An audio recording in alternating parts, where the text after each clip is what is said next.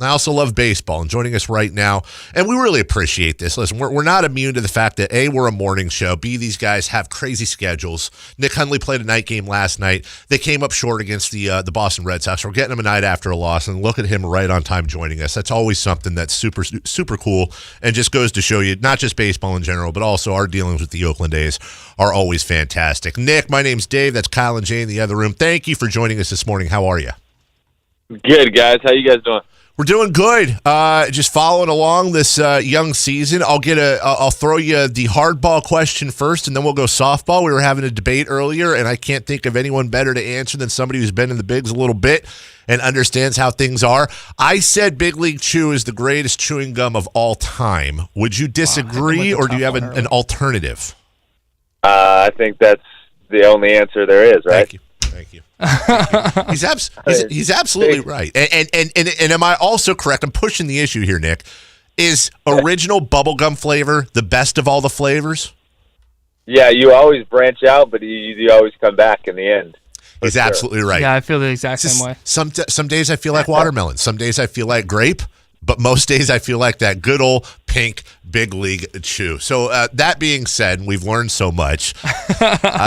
You guys are, once again, here's always the rep on the A's, this ragtag band of misfits banding together, surprising teams. Well, they won 97 games last year. You guys have a lot of talent, and I think you guys are legit title contenders. You go up against the world champions the last few days, and needless to say, traded punches and got the better of them. I imagine, despite the loss last night, that's still a big confidence boost knowing you guys can go toe-to-toe with the Red Sox and more than hold your own. Yeah, I mean, obviously they're a really good team on the other side. Obviously winning the World Series last year. But when we take the field, we expect to win, no matter who it is. And that's nice. It's a great vibe in the clubhouse. Bob Melvin does a really good job of putting us in position to be successful, and obviously it's early, but coming back from Japan, we played really well. Nick, you've changed teams before and had to learn new pitching staffs before. Was it more difficult this year with kind of that truncated spring training to come in and learn how to work with all these guys? Yeah, it was a little shorter, but in 2014, I got traded in the middle of the year in May to Baltimore, and that really helped my development in terms of learning new pitchers quickly. It was the first time I'd been outside of San Diego and traded at that time. So going there and having to learn guys in the heat of the action in regular season games that counted right away really helped. So getting on the same page with these guys has been great, and this pitching staff is phenomenal. So really makes it easy on us as a catching staff to go out there and learn them and call games for them. I just have a kind of a general question. As somebody who watches games, but obviously we don't get a great look at what's going on in the dugout. We can't hear in there. How much during the game do you and your pitcher talk about maybe certain batters or things that pitcher's doing, things to work on throughout the game? I mean, what do you guys talk about, and if you do, what do you chat about? Yeah, I think it's different for each guy. Some guys like to talk about the hitters coming up, how we want to attack them. Some guys like to talk about how their stuff's moving. Some guys want to be kind of quiet and left alone. So it differs for sure, but there's a lot of talk about how we're going to attack the hitters the next time through the lineup, or what we're going to do if a guy gets on in scoring position against certain guys. Scott Emerson, our pitching coach, will have conversations with him about what we like and what we see. So yeah, it's an ongoing process. It's fun. That's the best part of catching for me is that strategy, that in game, those adjustments if things aren't going right, all that stuff. Todd Hundley with us here with the. I say Todd. Here's why. Can I stop? This is why I said Todd Hundley, because this is going to be my last question. Let me excuse myself. This is going to be my last question. I'll move it up because I'm reading. I always like to read weird things on people's Wikipedia pages. And I'm literally reading the sentence while you're giving your answer. It says Nick is not related to former MLB catcher Randy Hundley, nor his son Todd Hundley, nor the Seahawks quarterback Brett Hundley. Hold on, nor singer-songwriter Shania Twain. What? Hey. Have you read that? Wait, you're not related to Shania Twain? My whole life has been a lie. You need to delete that. She's like my third cousin. Is she really? No. Oh, okay. It just doesn't make sense. Like, okay, not related to that guy. Okay, Shania Twain. You, over the last couple years, have been managed by two of the best in the business, Nick. You obviously had Bruce Bochy with the Giants and now Bob Melvin. You're a catcher. Does that make a big difference for a guy like you playing that spot? And listen, I grew up watching Bob with the Giants, and we all know what Boch did with the Padres. But does it make a difference when you're dealing with a skipper who knows exactly what you're going through each and every day? Yeah, it's awesome. I've been really fortunate in my career.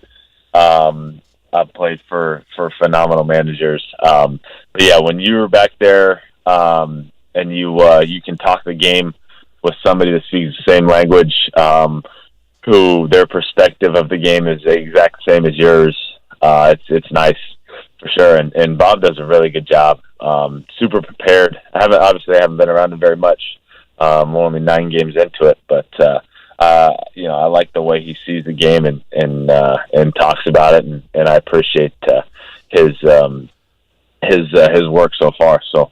Like I said, I've been really fortunate in my career. Even before that, I played for Bud Black, Buck Showalter, and Walt Weiss before that. It's like that's a dream fivesome of guys I could play for. Well, and also another hard-hitting question here. I am curious.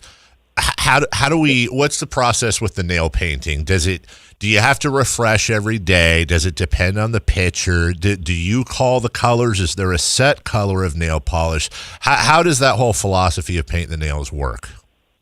Well, it's really high tech now. They have these little stickers that go on, so you don't have to paint. Oh wow, it's great. Yeah, and they come in different colors. They probably have the same colors as the big league too. Like green and white and pink. They got all the colors. So.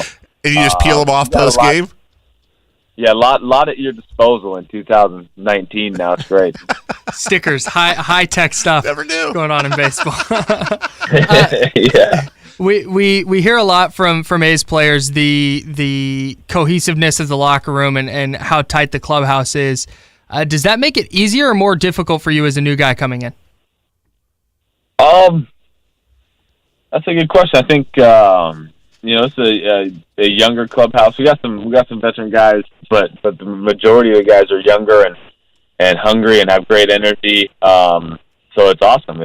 It's fun to be a part of that and feed on that energy. Kind of lean on those young guys for the lay of the land, and kind of work your way into the situation and see where you fit in. But no, it's a great group of guys.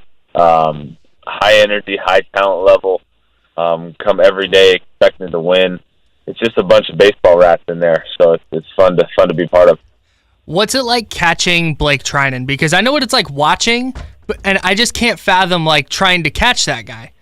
Like that, like 99 and then backs it up at 97 with the sinker. That's crazy. Yeah, you don't think the ball should be able to move that much, going that hard, but man, he's really turned himself into one of the, if not the best arms in the league. I've been really impressed with his work ethic, his preparedness. He's as prepared as anybody I've been around. So there's no success didn't come by accident. So I'm really excited for him, and it's fun to have him in the game. You like having those guys on your side, not have to face them. Yeah. Which do you hate more? Curveball crossed into a fastball crossed into a curveball. Which one's worse for you? Well, if I call a curveball and they throw a fastball, you mean? Yeah. Yeah, I'd rather call a fastball and think something hard's coming. I don't know, if I call something soft and you get something 95, it might smoke you in the face. But I'd rather not have that happen. Listen, we were just watching you play last night, and good luck out there today on the bounce back game. We're obviously we run all your games. A lot of huge A's fans out here, and I think you guys have something special going on in that clubhouse. We really appreciate you joining us this early, the night after a game and the night after a loss, and I hope we get to talk to you later in the year. Yeah, sounds good. We'll catch up again. You got it. Thanks so much. All right. Nick Hundley joining us. You're listening to The Drive.